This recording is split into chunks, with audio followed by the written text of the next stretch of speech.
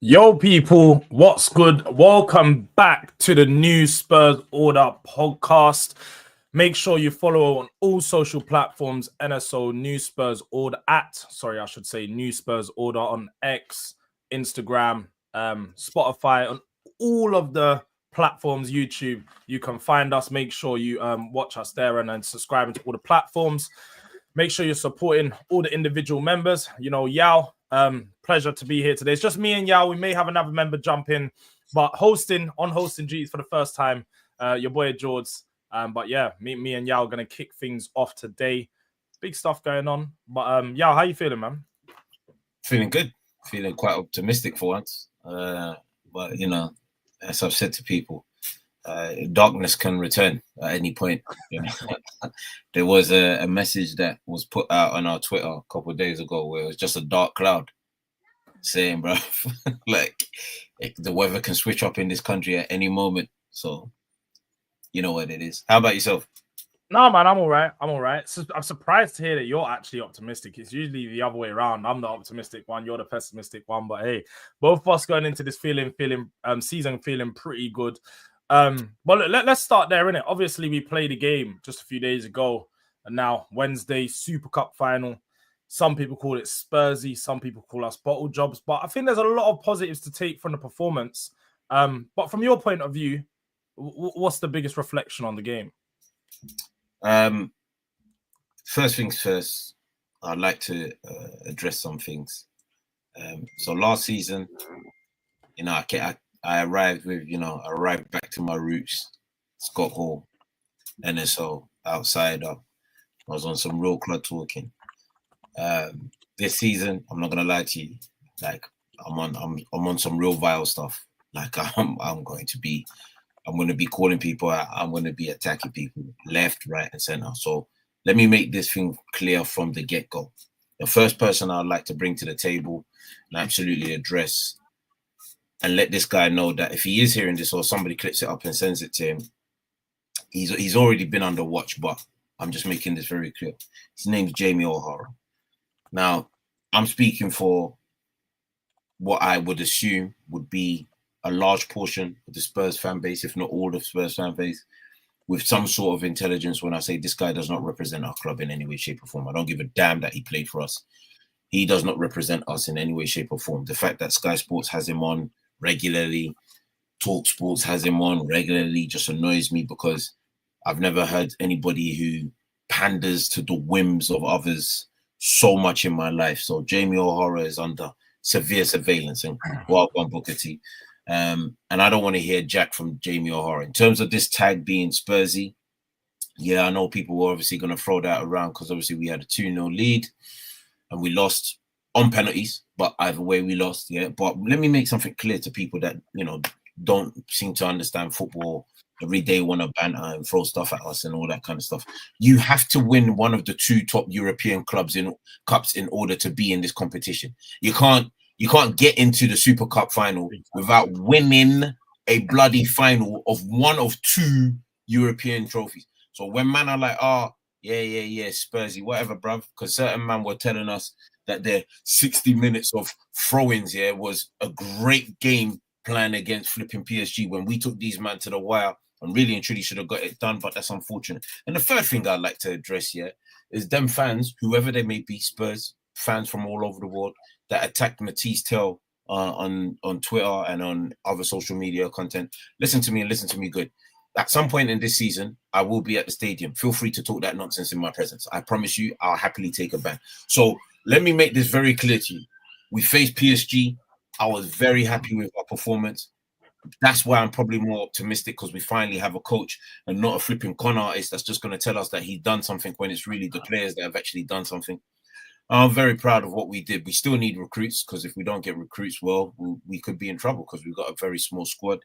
The second thing, obviously, on top of that is, as I said at the top of this, Jamie O'Hara better stop representing us on all social media platforms because I've had enough of that foolish rat talking like he actually represents the Spurs fan base. I don't have it. I'm not going to accept it. And anytime he does talk, it's going to be pure violence from me. And the last thing I'd like to say is this.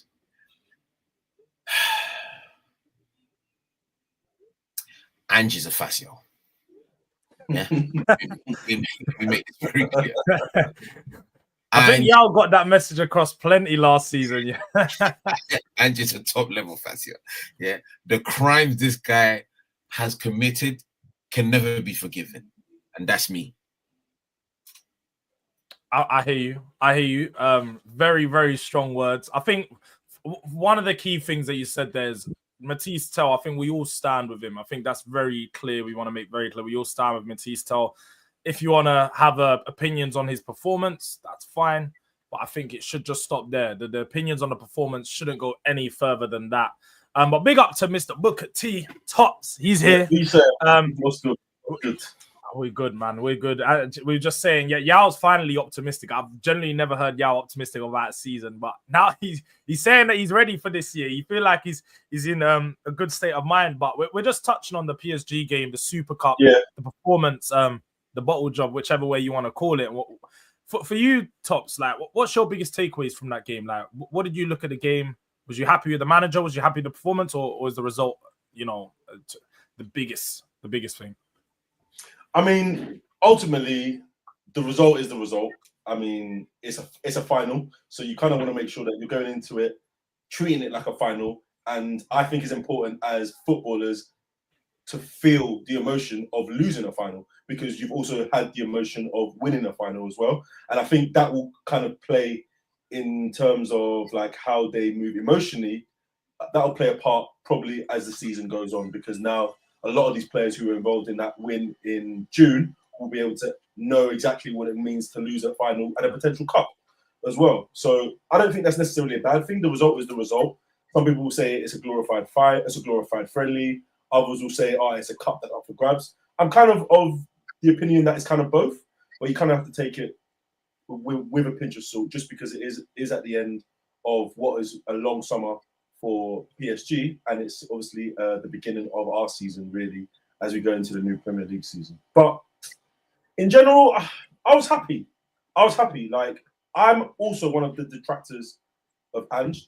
I've just felt that a lot of these players have lacked a little bit of direction, a little bit of personal coaching, a little bit of one-on-one work, and sometimes it's just getting it down to the basics. It's clear that he's made it very, very primary that from the off, we have to set our defensive structure better. And from the beginning, you can already see that that's already kind of in place. Even the way he's using 3-5-2, he's asking the fullbacks to do a lot of work on both flanks. But not only is he asking them to do a lot of work on both flanks when we're in possession, but he's asking them to be positionally smart when we're out of possession. We're protecting the center of the pitch by having a strong double pivot in Paulinho. And I think Sarr was excellent. I mean, it's literally this role that he's being asked to play in the team is perfect for him. I felt like in the first half, I felt like we got it right. We were able to press them to a man, make it very difficult for them in their first phase. And then the minute we got the ball, we sprung them in transition. We were able to use Kudus as like a really good support striker. And I felt like the runs, the hold-up play, the movement from Richarlison, it was positive. It was really positive. And honestly, I couldn't have actually asked for a better first half from Frank. Now, you go into the second half, you score an early goal. One thing as well, set pieces. Like, Ange, man. Like, when I see stuff like this, it just makes me think that Ange was more stupid than he looked. He was actually more stupid than he looked, because it's little things like you have one coach telling you that he doesn't look at set pieces. He doesn't see the importance of set pieces. And you actually have a coach who tries to use the intangibles and gains that, even if it's that 1, 2, 3, 4% from set pieces. And look at that.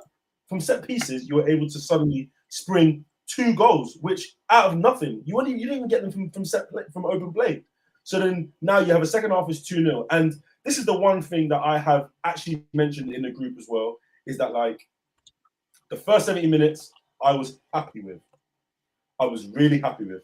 And the last 20 minutes, I wasn't so happy with. And the last 20 minutes, I wasn't not happy, not because we conceded 2 goals, but because now that I've seen a few games of Frank and the way he sets up, I've started to see a little bit of a pattern. I started to see a situation where we kind of regress, we kind of drop a bit deeper, we have more men than we probably need to in our box, and the ability to string on teams suddenly looks largely diminished. This happened very much against Newcastle. This definitely happened in the second half, or the latter part of the second half, against Arsenal. And again, this happened in the game against PSG. I think it's very easy to obviously say objectively, PSG were able to bring on Champions League level players. They brought on Gonzalo Ramos, they brought on Ruiz, they brought on Kang Lee, whilst we brought on Solanke, Gray, Tell. But one thing that I do feel that he needs to just understand and start to work on is that the way that maybe he used to employ his team to play under the skill set and the talent level of Brentford, I don't necessarily think he has to at Spurs. I feel like it's okay to try and protect the lead. It's okay to try and sit in your banks of 4 and your banks of 5 and protect your lead. But you also have the players, the skill set, the technical ability to also go out and play. You don't have to use a complete low block or a mid block to get yourself through games. And I just feel that, like, whilst I don't really feel that the guys that came on could make much of a difference, because Bulls was being booted into the sky, there wasn't much hold up from Solanke, there wasn't much hold up from Tell. We didn't really play that last sort of quarter of the game. And in the end, their quality kind of shone through to get the goals. I don't necessarily think the goals were bad goals to give away. I think the long range shot is very easy. That literally hit side netting. And in the second goal, that was a pinpoint cross from basically the guy who's about to be put in as a Ballon d'Or, one of the Ballon d'Or nominees. Like, so there's lots to be positive about.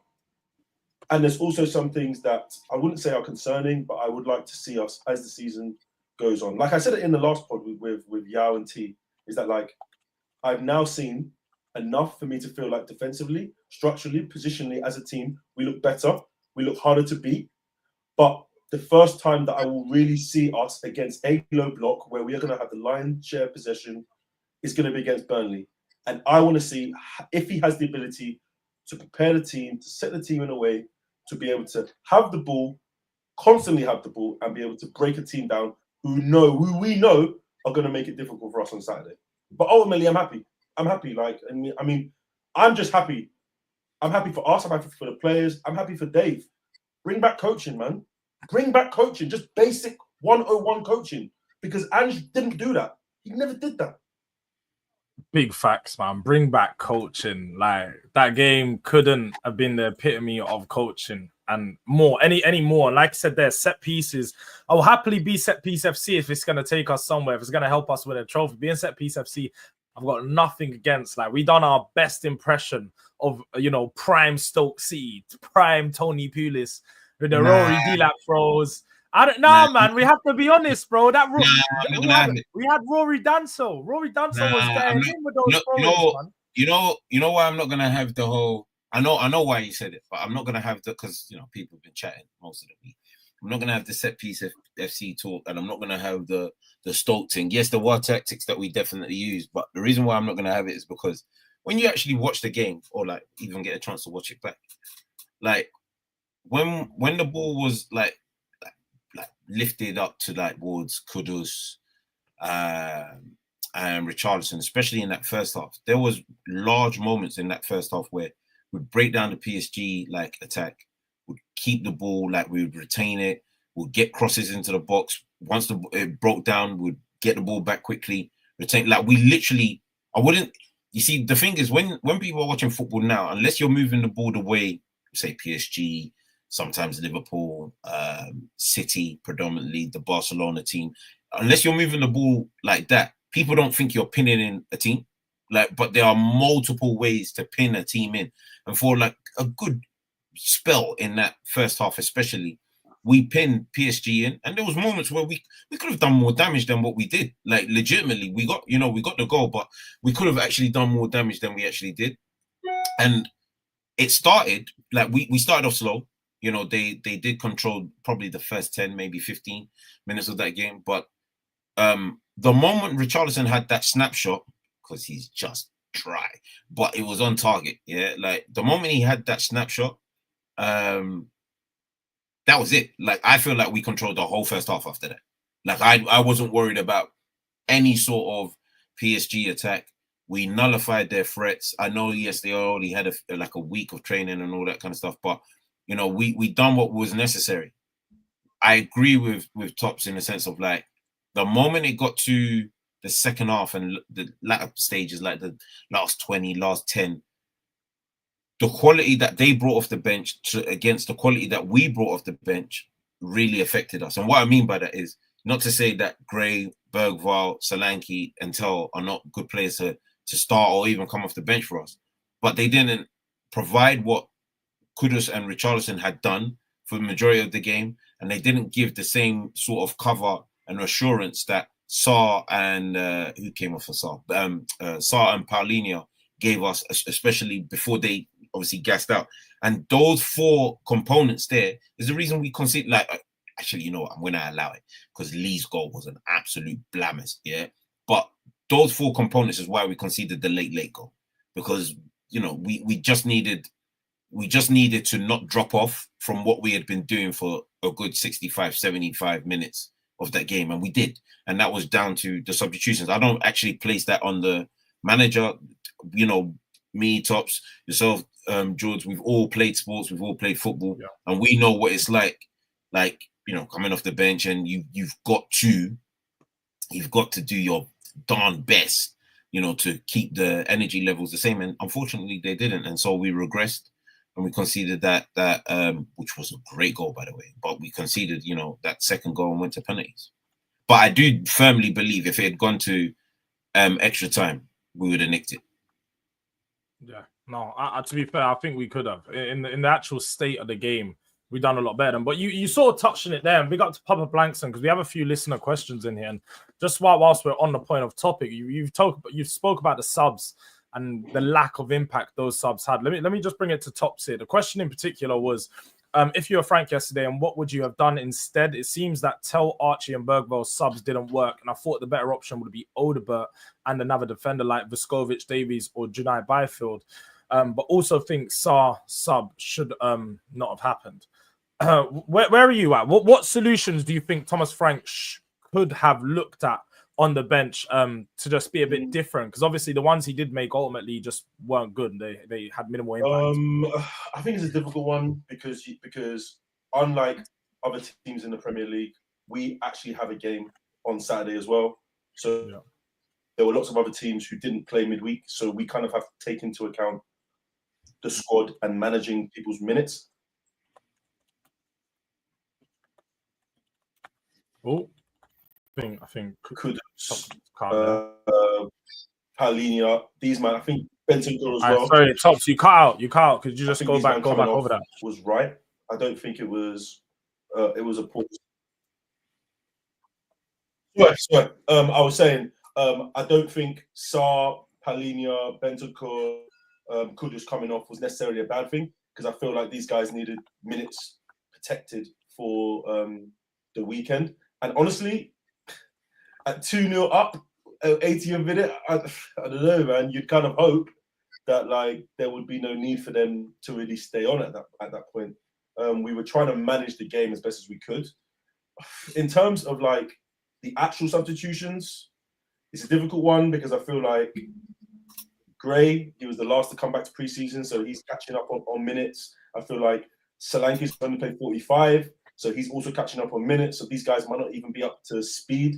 And we were already playing 3 at the back, and we basically gone from 3 at the back to 5 at the back at that point. So I just feel that we just played a bit too deep, and I don't think it's very fair to say that the guys that came on were the reason that we ended up ultimately losing the match. I felt like the game state changed. We were in control for a large portion of the game, and they imposed their will on us in that last 20 minutes. They had more quality, they had more possession, they had more areas of the ball that we were trying to get into and we couldn't.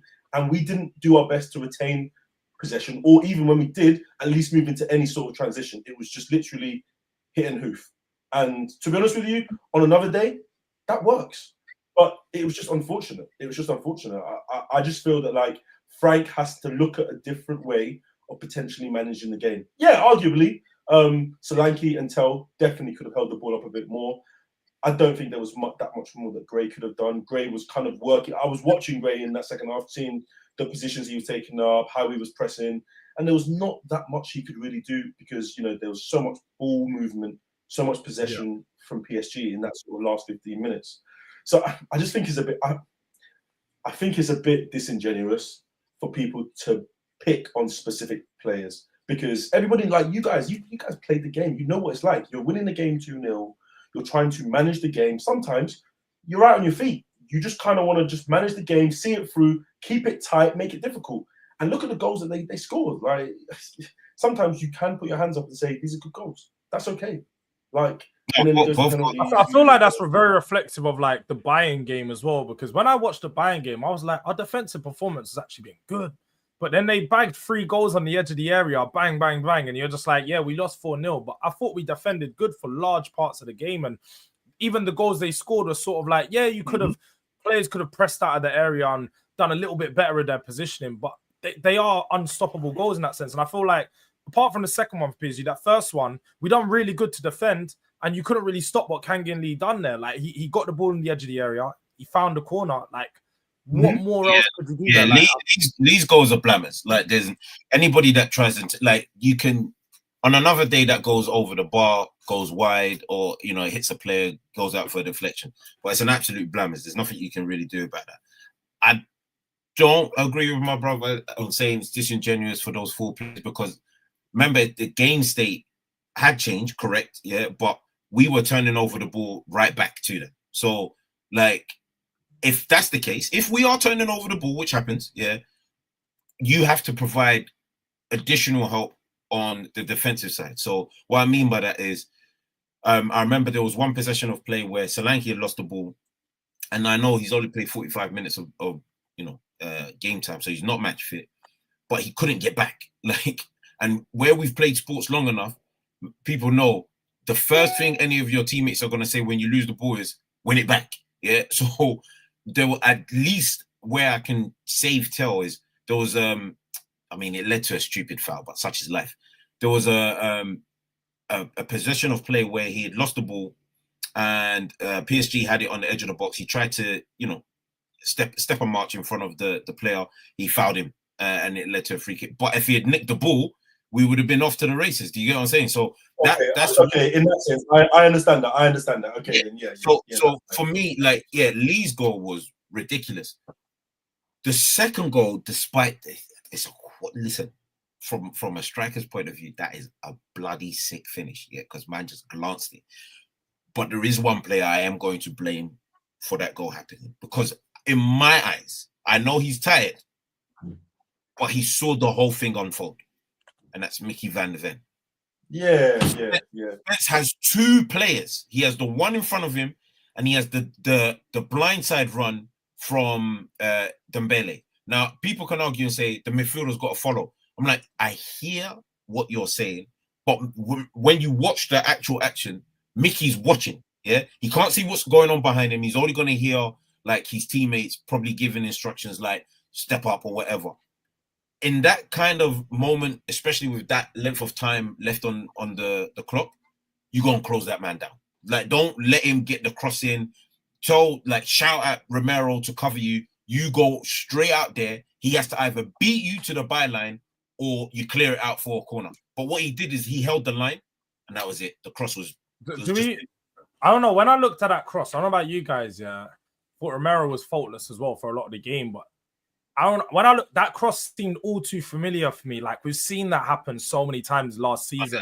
Romero sort of being caught because I see Danso looking at Ramos, but Romero was just standing there, no man's land again. And I'm a massive fan of Romero. People know me. I defend him a lot, but that was another time, and I was like, bro, lapse in concentration. It's like that little 1 second lapse of concentration, and Gonzalo Ramos went behind you, and it's like, bro, that's where we win and lose games. So. I think, we have to look at the defense there. For that last goal, everybody switched off.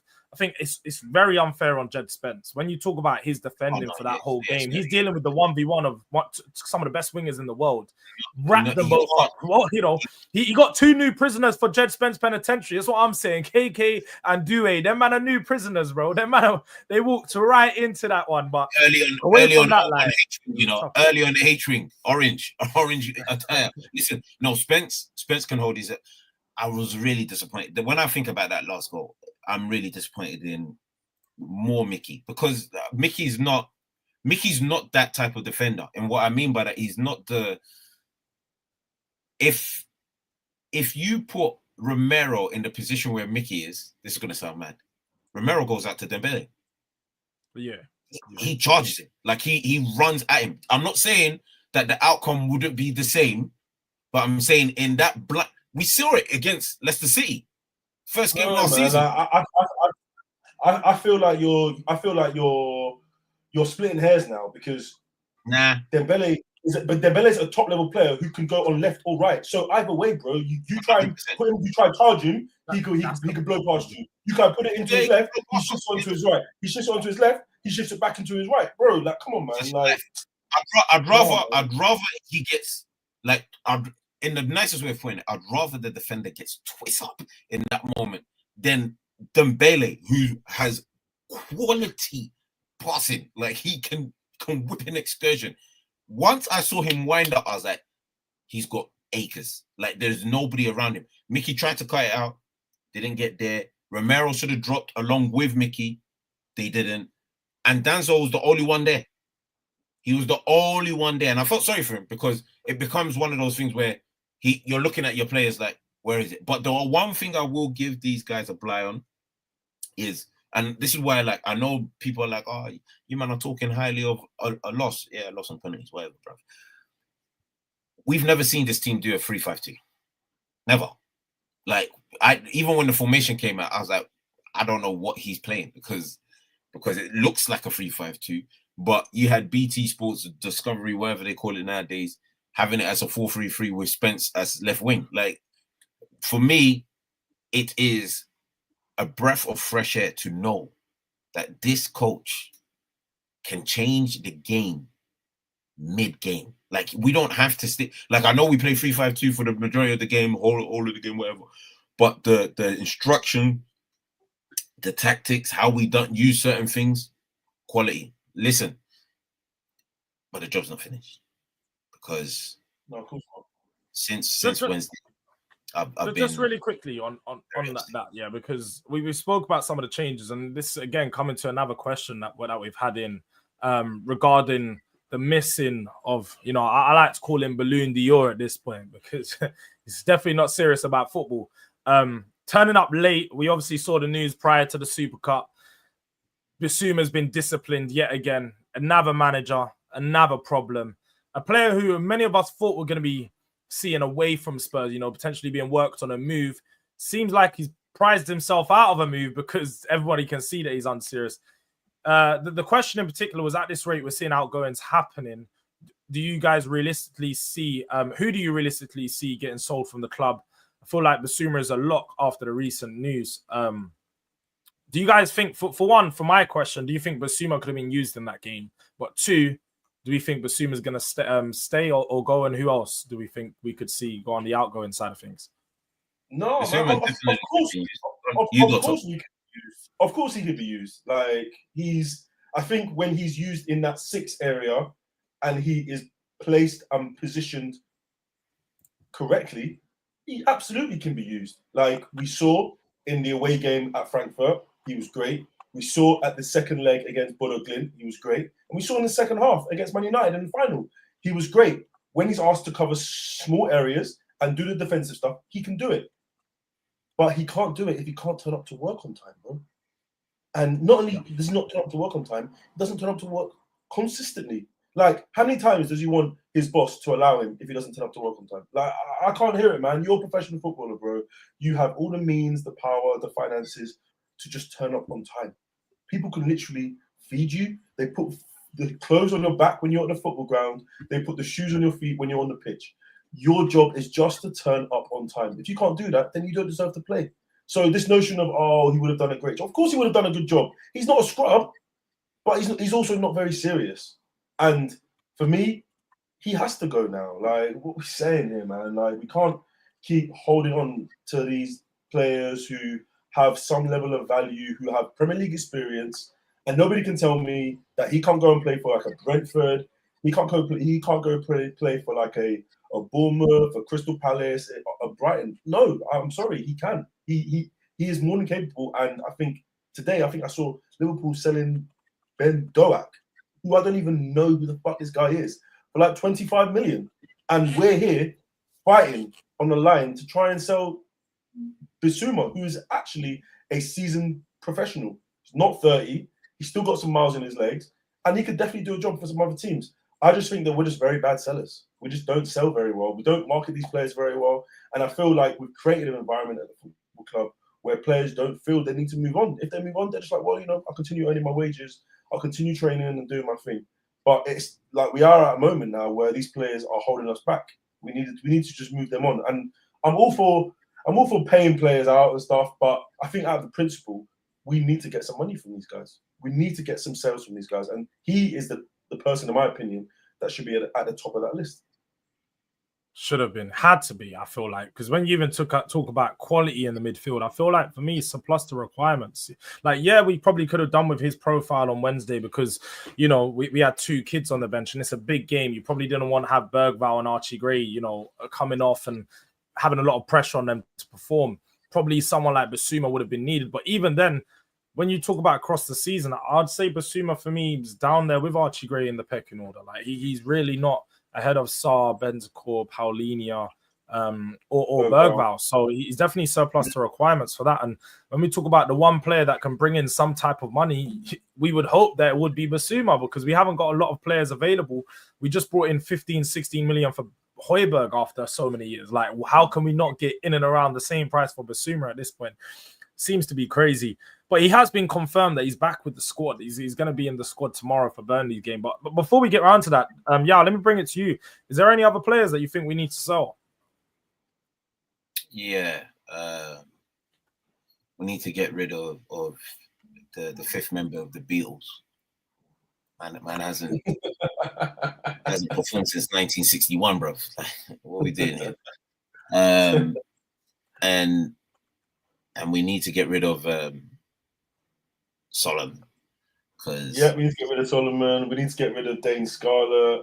I mean, but I've always said Scarlett, it's just not worked out. Like, I'm not even going to shoot the kid because he was actually partly responsible for us continuing our Europa League run. So I'm not going to shoot him, but it hasn't worked out. It's time to move on. But Solomon needs to go. Like without any crazy as well. Just needs to go. Like, he needs people to will call me crazy. crazy. Also, you know who else I'll get rid of? I think Johnson needs to go. Yeah, I think Johnson needs to go because now he's way down the pecking order. You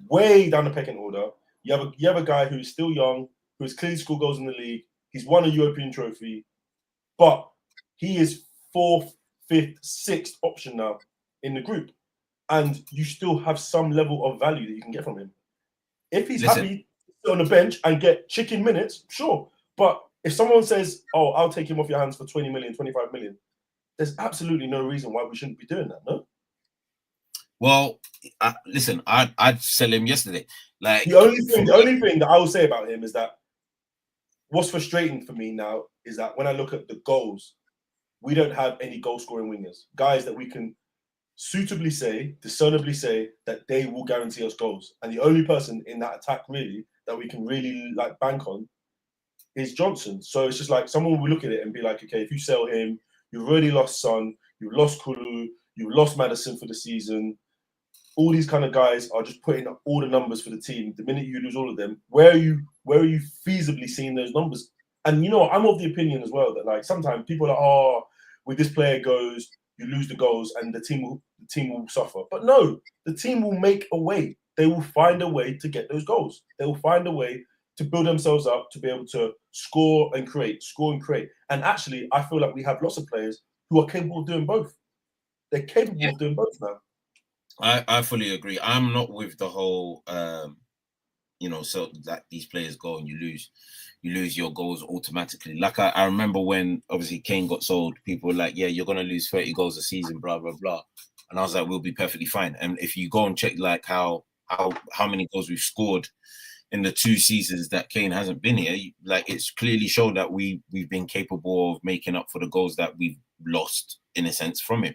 So I just can't stand the fact that, with Johnson, my problem is like him being like, as I can see from one of the comments, third option, right wing and stuff like that. It's just outside of the back post runs and the in the box like work that he does, which he does very well. I'm not going to sit here and act like he doesn't. Outside of that, the kid's got nothing else to provide. Like legitimately, this is gonna sound so big, bro. Legitimately, man, I'm looking at him saying, like, what do you bring to the table, bro? like people are paying your wages, looking after you, paying your light bill and all this kind of stuff. But what are you bringing to the table? Man ain't bringing much to the table. So for me, yes, I would also look at potentially selling Johnson. He's not going to go anywhere. So despite the fact that I feel like he's not of any sort of real ilk, he's not going to go anywhere. I think for the remainder of this summer, it should be definitely Gill, even if it's loan with an option to buy, get him out. Solomon, get him out. I'm trying to think. I'm not going to get rid of Richarlison, especially what he done in the Europa League. I've just had to accept it for what it is. So we're not going to get rid of him. And did you hear what he did in the pre-match presser today as well? No, what was said? I've missed that. Yeah, he basically praised him. He said that he was able to hold the ball up really well. He was able to bring players into the game. He works really hard. This is a very important kind of player to have in the squad. So to be honest with you, I basically accepted now that we probably won't go in for another striker, and it'll probably be him, Solanke, and maybe Tell as that third option. But like, even about Johnson as well, like, I don't think he would be awful as like a third or fourth like forward option. I don't think he would be terrible because he is very instinctive around the box. He does know where the goal is. And even when he was at Forest at the latter days, he wasn't playing exclusively on the wing. He was playing almost like a striker, almost like an SS, like a second striker. So that's kind of where he's kind of on the last man. He's constantly on running through on goal as opposed to having to take a player on or having to deliver a cross or anything like this. So maybe we could look at some of the lighter games where we're maybe lighting our feet with players that we can maybe give him some minutes there. But I just don't see where the minutes come from on the right wing. If we get Savinho, then that's Savinho, Kudus, and arguably Odebert, who I think all three comfortably better than him. Well, for me with Johnson, and I've said this multiple times, I don't really care if people agree or not yet. I'm telling you, this guy is Theo Walcott. But the difference is Theo Walcott on the wings, at least he could at times get past people, but he legitimately was crap. Like, I'm not going to sit here. I don't give a damn what Arsenal fans or Southampton fans say to me. The kid was wass. Like, and that's exactly how I look at Johnson. I look at him and I think to myself, like, you've got nothing else other than this pace and a decent strike on him in front of goal. So if he is like an option up top, just as an option up top, that style of play, and this is why I can kind of rate, this is why I rate like the fact that we've got coaches at our club now. If Johnson is like, okay, the third striker, you can easily tell straight off that it will be runs in behind. Like, it's not going to be a 2 feet type of player. It's not going to be a hold up kind of player. None of that. It's literally the spacing behind, playing through, let him go do his thing. Yeah. Outside of that, the kid's got nothing else to offer. And as I said on the last pod, his father needs to owe us an apology. I don't give a damn that this boy got the winning goal for the Europa League. I couldn't care less. I care. I'm not gonna lie. I care. He got the winning goal in the final, in the most important final in my life. We have to put some ratings on Johnson, man. You know why? You know why I'm not gonna put no ratings on it? I'll tell you why, Jules. Because I'm here to let everybody know. Yeah, there's one man that I've respected at the club for the past 10 years. I believe he also deserves a statue outside our stadium. And that man is Son's father, because that's a man that knows you don't just praise for the sake of praise. Yeah, you gotta earn your stripes. Son's father stood there watched his son just clapping goals, pa, pa, pa, pa, pa, pa, didn't smile. Said, this is not good enough. Man, they done a documentary about his son. They told him, your son's world class. He told him straight on camera, no, he's not. I said, yeah, this is a real father. Yeah, this man will look. He said, if my son doesn't deliver X, Y, and Z, then you can't call him world class. The moment we won a trophy with the worst 20-minute cameo I've ever seen from a captain in my life. The moment we won a trophy, he said, son, you've done what you needed to do. You're world class in my eyes. Let me give you a hug. Now go to LA and find your wife. And that for me is what, see, this is why I got mad beef with Johnson's father. Because man just sat there in the grey trench like, oh, my son scored a second goal after struggling to dribble into open space against one of the slowest left backs in the league. No. Listen to me good. We have no time, as I said years ago when we first started up this podcast. I've got no time for sentimental things. No time, bro. I don't know when the good Lord is going to turn around and say, yeah, it's your time to come up to the pearly gates, to the all-white party. But before then, I don't want man holding on to sentimental values. That's why. Well, you're saying that Sonny's dad was like happy. I don't know if you see that farewell, you know, in that Newcastle game. His dad didn't look very happy on that in that stands, bro. His dad was bugging, bro. His dad was sitting there straight faced as ever, just like smiling face. That's how he smiles, B. That's how he smiles. He smiles like that. I do the same thing. I'm smiling. Straight face, bro. That's a smiling face. I'm telling you, bro. Like, no, I'm telling you, we ain't got time for it. We have overhauled our squad. Like, I know people want to argue that we need more players than we do, but we've overhauled. Like, when you actually deep it, if you go from European final to European final, so let's call it 2019 to 2025, I think the only player by the end of the 2025 final was Son. Yeah, that's it. It was Son. Yeah, Davies didn't feature. Oh yeah, sorry, yeah. Man, don't count Davies, but yeah, you're right. Davies didn't feature. So only them two were in our last tenure when, you know, we last made a final or the Europe Champions League final. So we've overhauled our squad. Some of the quality that we brought in, or some of the players that we brought in, are not good enough. They never have been good enough, to be honest with you.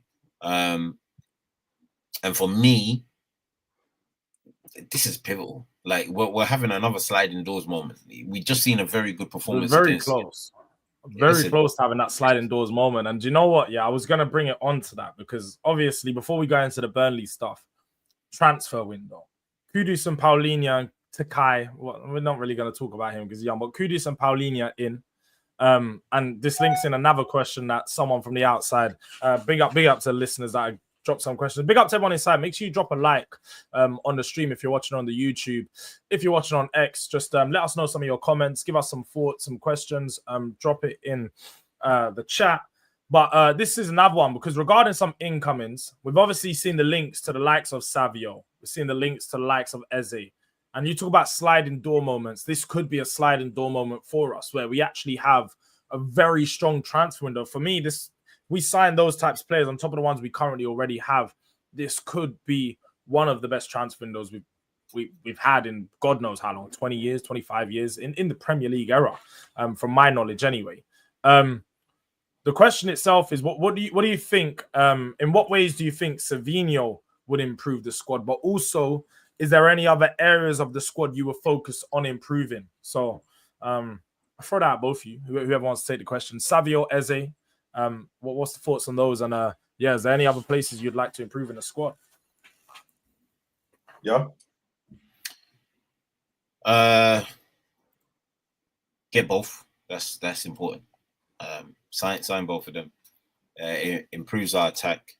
I've heard a lot of things recently regarding Savinho and Eze being more the dribbling type of midfielders as opposed to pass first kind of players. And I keep telling people, what do you listen? Players 9 times out of 10, especially at the professional level, yeah, a pass is normally dictated by the movement in front of it. So most players are not just going to pass it for the sake of they see somebody up top. Like the movement of our forwards, be it whoever's on the left side. So let's say, for argument's sake, Kudus on the right, Solanke up top, Odobert on the left. Yeah. The players that are, lower down in midfield, like your Eze, your Madison, your Kulu, all these players that we may or currently do have, they're not going to make no pass if you're just static. Like if you move, they will pass into the space. Like if we're talking about who is the high level passer out of those names that I mentioned, on paper it probably would be Madison. But passing is always going to be a variety sport, and it's 9 times out of 10 it's down to vision and execution. Yeah. So if you see the run and you're able to execute the pass, so be it. But if you can drive into the space and open it up and make an easier pass for yourself, then again, so be it. I don't understand. For me, if we can get somebody like Eze and Savinho in, you got 2 players that one cover 2 positions very well. Savinho covers both flanks extremely well, left or right. Good, great, like possibly could be a great take on specialist after his first season showed that, got great take on ability that I saw when he was at City. I hope he does come to Spurs, to be honest with you. And he's got a great delivery. Some of the crosses he provided for Haaland was just ridiculous. Yeah. And then you got Eze, who's, for me, one of the shining lights in that attacking midfield 10 role. And he naturally, for a right footer, naturally shifts to the left, which also saves us, an issue with our left-hand side because it's a bit weak, not in the sense of the players are poor, but they're young and, not exactly a full experience in the Premier League. So if you get those 2 players, you kind of cover us in like almost 4 positions, 3 positions, if you want to consider it like that. And then you can kind of like survive in a sense for a whole season with Solanke, Richarlison, maybe Tell, and possibly Johnson as your forward line striker / options. Yeah. And you can revisit that back in the summer of next year or maybe January. But there is one position I must admit I am frightened for. And we need to pray to God. Allah, anybody. Yeah. We need to pray because this one role, there can't be an injury to. An injury happens to this role, we're in big trouble. Yeah, I don't care what coaching there is, we'll be in big trouble. And that role is the left centre back / left back role. Yeah, like Destiny has been injured, and I know Spencer's covered it over there, but I'm like, it's fine, whatever. Spencer's clearly the utility man in that fullback role. Cool, but that left centre back role, it's not looking pretty because if something goes wrong with Mickey, I know Danso can cover there, but it's not the right profile in my eyes. And I don't want to see a certain Welshman get another debut in that role. Not at all. No chance. So we could maybe take a risk because we've got coaches, that actually know what they're doing and don't just play this is football and think that this is how the game is played. So we could take a risk in that role. But for me, having watched all of pre-season, our attacking line does need work because that's where we've scored quite a few goals in the preseason, but I feel like we've also suffered and not killed off games because we don't have the creativity or the ability to absolutely rip teams apart up top. And if we do, it'll save a lot of issues for our defense. Yeah, I think you make some strong points there, especially regarding the defensive reinforcements. They are needed.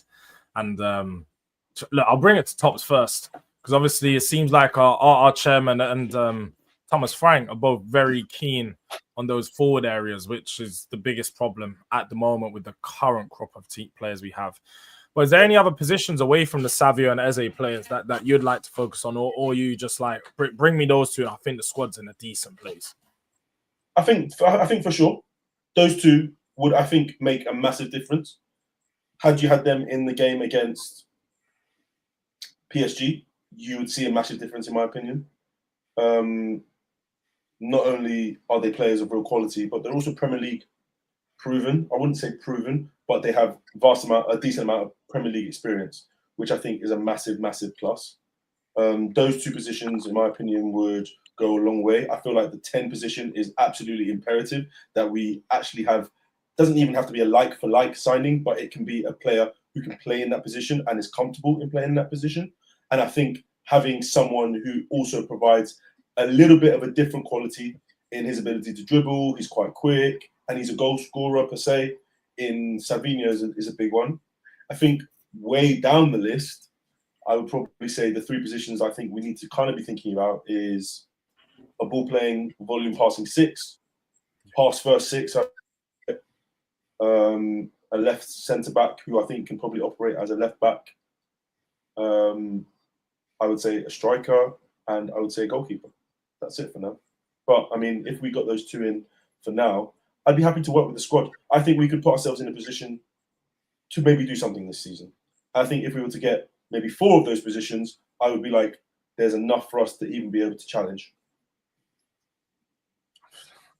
I would hope so. I mean, give me those 4 players. Give me those 4 players. Let's see a challenge. Let's see man, but like the 4 players has to be of real quality. Like I'm talking like the 6. I wouldn't be looking anywhere outside of Wharton, Angelo Stiller, the left back. Like I was even looking at, like, for a long time, I was looking at the numbers, statistical models, and I kept landing on Jarrell Hato. He's gone Chelsea. Yeah. Like the market is a lot of people are using the market like quite well. They're using the statistical models really well, and they're also watching a lot of these guys and seeing these guys, and a lot of them, they're all starting to flood to the Prem. It's not a surprise. It's not a surprise. Yeah, I feel like we are seeing. I feel this is one of the first windows where I'm actually looking around at the rivals. I'm saying, "Raw, everyone's making good signings. Like a lot of people are making really good signings, data-led signings. A lot of the players that we're looking at, all very similar in profiles, and they fit a lot of different teams. And we're seeing they're all getting picked up. They're all coming to the Premier League now, so it's looking like a really good season. But it is going to be competitive, and if we do want to compete with our rivals, we do need to go out there and spend money. So I think it's very key. Savio, Eze, we bring both of them. It's not a case of we can do either or. Alistair Gold did say something today of the thought that we are progressing with both deals, but there was just some news dropped whilst we've been live, and Pep suggesting that Savio might be injured and that he's out for a few weeks. So I don't know how true this is. Obviously, we know Pep mind games. He's always doing some type of roulette, and he's always saying something out there. He's putting something out there, but Savio, I think this is a deal that Spurs can get done. He wants to move. There's no question why. It's just a case of sorting out the financials and getting the money side of things done. But we did have another question I did want to come to, because, of course, we've spoken about the style of football we played in the PSG game. Going into this Burnley game and linking this in, I would imagine that we're going to set up in a different type. We've done 4-3-3, we've done 3-5-2. Papa Blankson asked whether we are worried about Frank conceding too much possession, because it seems to be a familiar pattern to ex-United in the game in 2024 and Fulham in 2025. I'll give my thoughts first regarding, do I think Frank's conceding too much possession?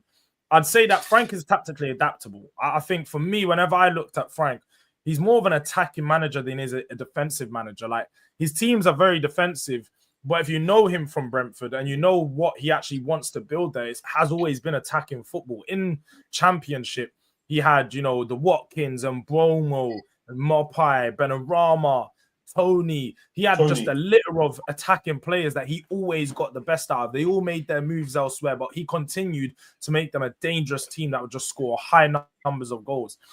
In Brentford, if you watch last season, they actually never really played a 3-5-2. I think in a few games, maybe City, maybe Liverpool, but outside of the games against the bigger teams, he likes to play in a more possession-style, attacking-based team. So I'd expect that we're not going to be conceding too much possession. In a game like tomorrow, where we're going to be playing Burnley, where we know that we have the superior quality, I would expect us to take the game to them. But bringing it to you guys, I'll go Yao first. Are you concerned regarding Frank's tactics and, being very defensive, or do you expect, like I say, in these games where we're going to be going up against Burnley and a lot of opposition, we're going to take the heat in the attack?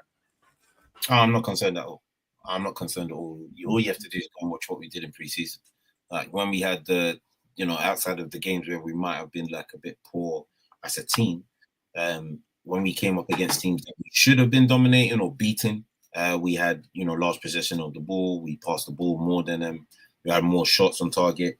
I think the difference was when we came up against, say, the better teams or the bigger teams, we obviously had to change our style or change what we were doing to make sure that we were able to compete. Because remember, this team is still learning a new philosophy and a new tactical way of setting up. And we don't necessarily have the right profile of players up top to, at least retain enough of the possession when we are attacking. So when we do, or hopefully we get more recruits, then yes, we probably won't have this overall defensive tactic that we had against PSG. But I like the fact that we're able to switch it up. So I'm not worried at all.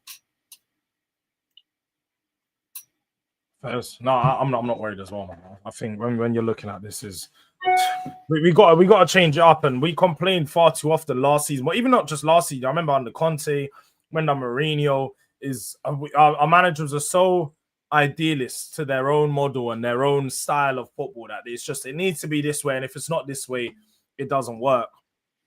That now that we've got a manager where it is actually adaptable, it's refreshing, and I think Spurs fans need to just embrace that side of things, not be too on, it's going to be so overly defensive because you've seen one game go that way. I think we're going to see a lot of changes. But Tops, bringing it to you and the Burnley game, because obviously first Premier League game of the season, finally excited. About transfers for a bit. We can actually focus on what's going on the pitch. How do you expect us to set up for that game? And I suppose talk to us what you expect to happen. Yeah, I think it's going to be a tough game. I think definitely we shouldn't take Burnley lightly. I think they were very impressive last year. In terms of getting themselves back into the Premiership under Scott Parker, who I think is a very forward-thinking manager. He was when he was at Fulham, and he's clearly shown it again under the stewardship at Burnley. I think this is going to be an interesting game because I don't think Burnley will be coming into it under any pressure. The pressure probably will be on us. And like I've said previously, not only on the pod, but also in the group, this is my opinion, the first opportunity for us to be able to see Frank show us what he can produce from an attacking perspective, what he can do to set us up in a way to be able to break a team down, whether it's in a low or mid block, where you will be the team that will be expected to have the lion's share of possession. So this is where I think a lot of the things that he's done that's good. I want to start to see some of this stuff. I want to start to see players popping up in half spaces. I want to start to see the fullbacks being used as wide as possible as creative outlets. I want to see the striker being used in the channels and also coming deep to help, but also guys beyond him be able to make the run. So the Sars, the Kudus, the Odeberts, the Tells, these kind of guys. I really do feel it will be a bit of a tough game because they will not want to be broken down. And I think the key to the match will be getting that early goal, I think. They've had a mixed pre-season. Burnley, they played 6, 1-2, drawn 2, lost 2.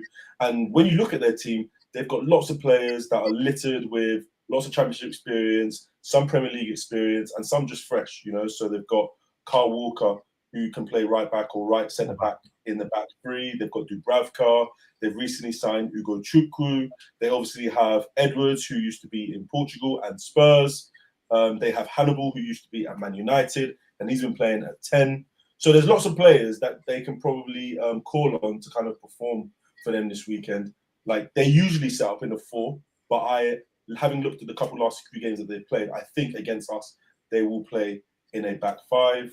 They'll probably have Esteve, who I think was linked to Spurs time ago, at left centre back, and he's probably quite good as well. I think Hannibal will probably play 10 with Ugo Chukwu and Cullen in a double pivot behind him, and then they've got Lau Foster up front, the South African, the gangly kind of guy, who whenever I see him, he always reminds me of Calvert-Lewin for some reason. But it's not going to be easy, but I think this is a game that we should be comfortably winning. I feel like this is the opportunity for us to really not worry about loading our box, sitting in the defensive structure of two banks of 4 or bank of 3 and a bank of 5. I feel that we have to go for this. We have to go for this, and I want to see the ball being moved. I want to see us being fluid. I want to see Spence. I want to see Porro. I want to see Tell. Odegaard. I want to see Kudus. I want to see Solanke, Richarlison positively going at this team to be able to see, okay, what can we actively get out of this Burnley team? What spaces can we find in between their lines? How can we pull them apart? These guys are coming to London. They're coming to Spurs. First Premier League game back in the league. It has to be a baptism of fire. It has to be a baptism of fire. And having seen all the positive things that we've seen through the preseason, having seen all the positive things that we saw in the game against PSG, I think this is another opportunity for Frank to be able to show us, or Frank and Justin to be able to show us that they are tactically adaptable. They can build us in a way to be able to play good, progressive, attacking football. It might not have to be tiki-taka. It might not have to be pinpoint right down to the each detail and minutia. But I want to see us pump these, man. I can't lie. I want to see us pump them. Yeah. Need to see it. First game of the season, I need that confidence booster, man. And I need to see us, because I feel like there's two niceties between us. Like I said, you got Scott Parker returning to Spurs, where he got his coaching badges. You've got Marcus Edwards returning to his former club, Odegaard returning to his former. There's too much niceties about this game. I need to start off this season just pumping goals against them, just showing them that our attack does have some quality, and especially against these types of teams, this is where you would expect the likes of Richarlison, the likes of Odegaard, the likes of Tell to really step up and actually show that they're golfing quality. We spend all this money on you. We invest in these guys. They've got to at least be able to perform against the likes of championship competition, and I'd say probably favourites to go down. I don't know about you guys, but I've got Burnley as probably my favourites to go down. So when I'm looking at it, this is potentially the worst team in the league in the season. There's no reason why we shouldn't go and roll them over. But what are you saying for this game, y'all? Yeah, I think it's one of those games where we can assert some sort of dominance over them. Definitely, it would be nice. I'm still concerned about their attack, if I'm being brutally honest, but it would be nice to see them actually show some sort of fluidity. I don't actually have Burnley as one of the teams to potentially go down. I think they'll be in the fight, but I think the two teams that a lot of people are probably forgetting, for me personally, would be Brentford and Bournemouth, because they've been pilgrimaged. They've been absolutely ransacked of their core. Maybe Brentford, because of history, they probably will be able to stem the tide, but they've got Andrews as their manager. I don't know how that's going to work out. But now Burnley as a team, if they do set up in the 3-5-2 or the 5-3-2, it's going to be difficult to break down. But it would be nice to see us take advantage of facing a team like that at the and trying to figure out how to create chances, and also hopefully score quite a few more chances. But what we definitely need to do is win. This is not one of those matches. I don't really need us to be mad dominant on this first game of the season, but I do need us to win with a degree of confidence, comfortability, in a sense, and not necessarily a to and fro like we've had in previous seasons. Facts. Yeah, no, definitely. And do you know what? Apparently there's a protest before the game as well. I don't know you guys' thoughts on that, but there's a protest before the game. They're going to be marching out the stadium, demanding, I don't know whether it's leave out, I don't know whether it's demanding new signings, new standards. I mean, once they spend this 135 million, it might shut a lot of the fans up, but there's going to be a protest before the game. So Spurs fans are going to be in full voice, marching down the high road, and we hope that they can take that into the stadium and that the players are going to use that one to boost them ahead. But look, before we head out, I think there was just one more question that I didn't get through here regarding, yes, our midfielders. Just really quickly, big up to Papa Blanks. And again, it says, seems Bergvall and Gray aren't up to speed yet. Everyone has suggested Douglas Luiz could be a better option. Are you guys happy with our midfield options? I know, Tops, you touched on briefly needing a volume passer in there. I feel like people, first of all, Bergvall and Gray were the last two to come back to preseason. So I think that they will be a little bit behind everyone. And that's probably why they haven't been starting games. Also, Douglas Luiz is actually in advanced talks with Nottingham Forest at this point. So I don't think he really is an option anymore. In terms of the midfield, I do believe that the midfield is quite packed. I think the profiles we currently possess is good, is varied. The experience level is also good and it's varied. I still do believe, and I've said this a number of times, we do miss a pass first volume passer in that midfield. But I feel like right now, with the way that we've been setting up, whether it's a 3-5-2, whether it's 4-3-3, I kind of feel that he is getting the balance kind of right.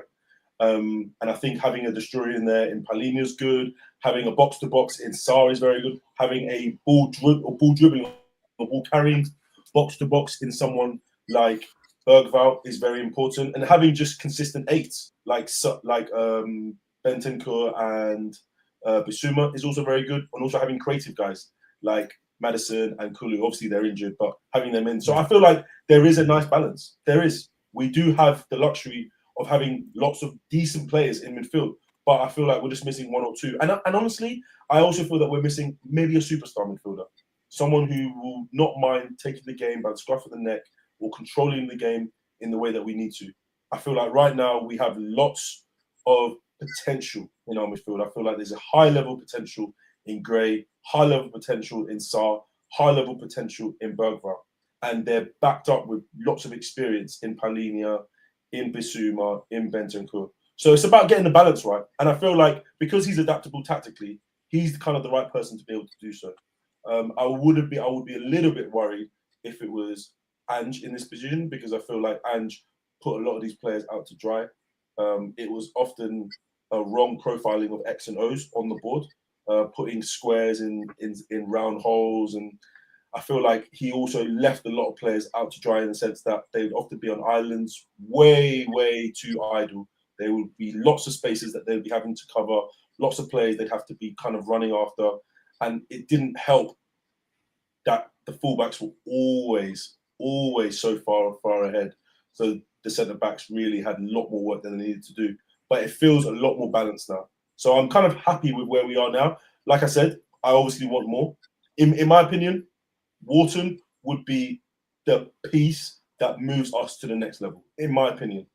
I feel like there's such a quality in that player that it would really take us to the next level in terms of our ability to retain and progress the ball.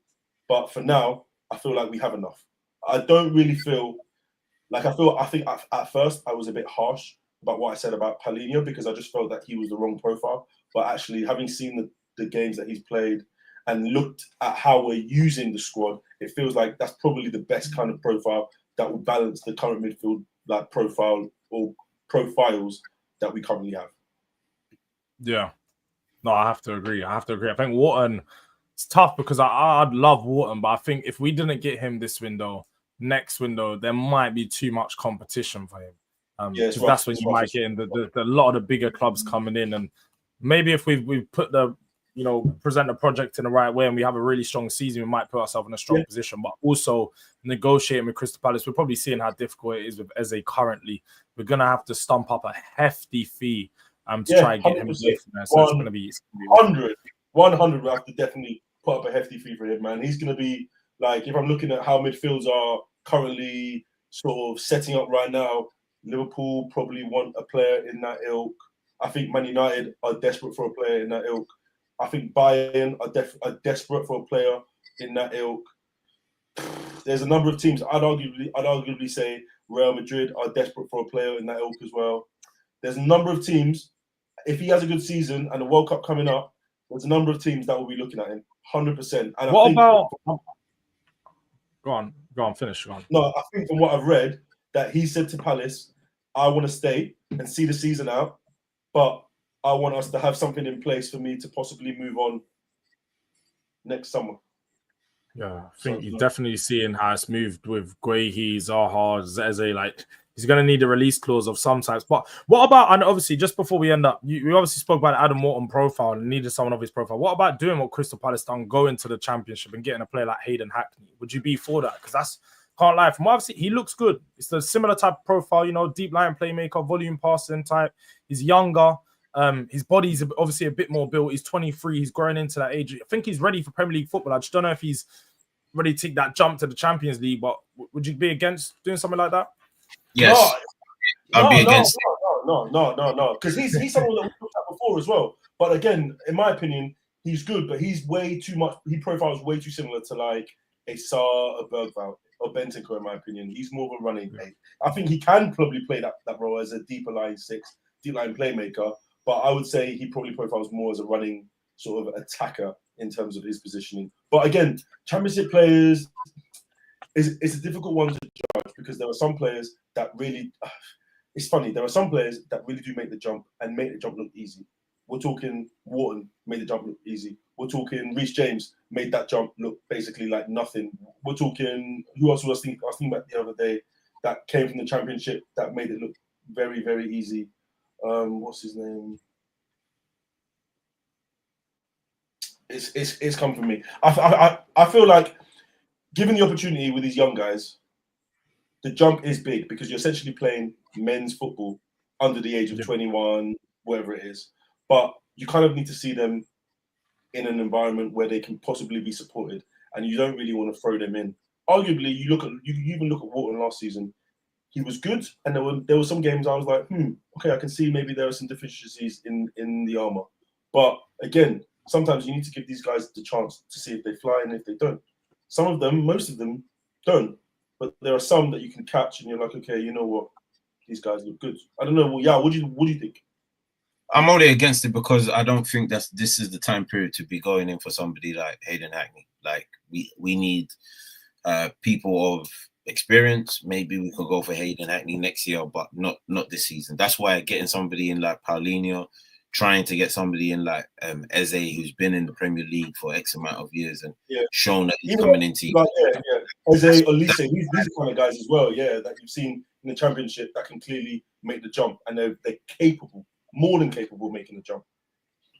I mean, it's fine if a player can make the jump. And I'm not saying that we've never had players that haven't made the jump because we've seen it time and time again. But I think where the club is structured right now for this summer, this season, this ain't the time to be spending 40 million, 50 million on a Championship player. We need ready-made experience right now. At this point of the window, especially, we need ready-made experience. Yeah, I agree. I absolutely agree. There's no reason why that shouldn't be the case. And I feel like sometimes getting these transfers in where it almost feels like it's a potential is good because sometimes it gives you time to assess the player, gives the player time to acclimatize. But then you also want guys to hit the ground running. You also want guys that you plug and play. You put them in, you pay the money, and you know exactly what you're going to get. And I feel when I look at someone like Eze, that's a plug and play player to a T. You know the level of his quality. You know the ability he possesses, the star ability that he possesses. And no disrespect to Palace, in a team like Palace, where everything kind of runs sort of through him, he hasn't exactly faltered. Yeah, he had a bit of a disappointing first half of the season, but we all remember what he was like when Elise was there. And we all know what his like on the FA Cup run to the final was like as well, where he literally put them on his back. So these are the kind of players you have to kind of be thinking, okay, once in a while, you need to just bite the bullet. You need to spend money to make money. And by making money, I mean getting into latter parts of these big tournaments where you can kind of show the difference between yourself and the next team. Have you spent the money? Do you have the quality to be able to take yourself to the next level? Do you have the players who are capable of managing the pressure of playing at this level? Eze, in my opinion, is the kind of player that will do that. I don't think there's many players nowadays that if you play, okay, let's for example, a 40 million on a Gray, you're paying for potential, really. You know, you're really paying for potential. And whilst that's a positive thing because you give that player the time to develop, to build, you also are banking on that player basically being able to feasibly do something. And if that player is 20, 21, 22, the likelihood of him really doing it is low. In this league, the league is a lot better than it used to be. It's a lot more competitive. The players are being bought for way much more money and teams are better. They are feasibly better than they have been in the past. Yeah, they are. This is going to be a strong league next season. I'm not going to lie. Like, it's going to be I think it sways back to the top six, big six, taking control of the league, you know, probably bullying some of the smaller clubs. And we're going to see that relegation battle be a lot closer than it was last season. I think I generally think that it's going to swing back our way. So we've got to make sure we're keeping up with these big boys. We go out there, spend the money. And hopefully by the time we do our next stream, we've got two new signings in Savio and Eze, and we can really start to talk our stuff and strut that wall. But big up to everyone inside Make sure you like your way on the way out. Big up to everyone that's watching on the X, on the YouTube, on all the other platforms. Make sure you are subscribing and following the New Spurs Order. That's at New Spurs Order on X, Instagram, Spotify, all social media platforms. You can find us there. It's been a pleasure. We will be back next week. Not sure on the day, but keep an eye out. And yeah, man, it's been a good podcast with the boys. Until next time, we're out. Peace.